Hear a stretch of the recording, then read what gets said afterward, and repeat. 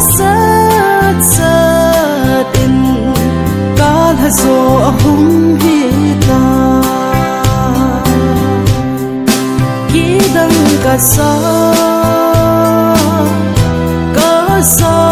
nam po san mang dia song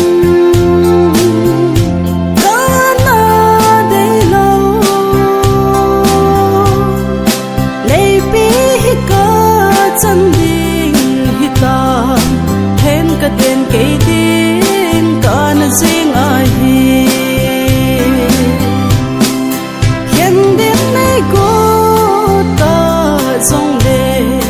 na lung xin na ôn em chu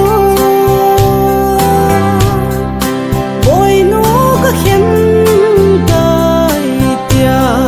say na kham ka hi lâu hằng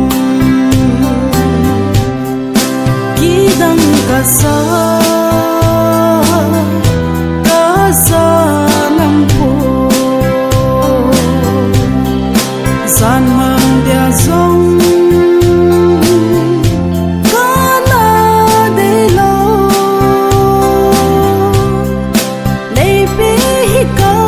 chan ding hi ta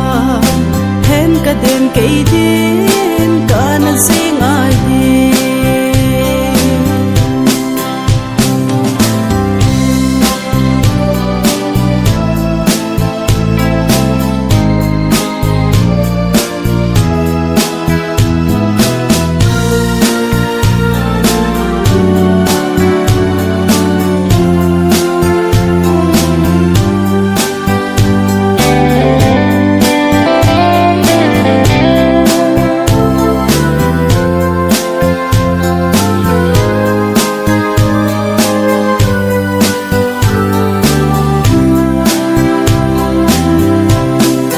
zatang la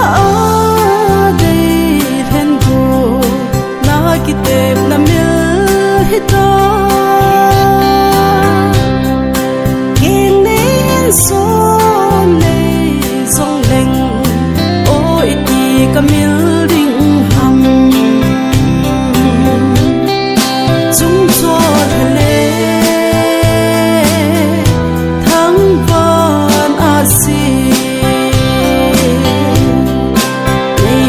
sal sal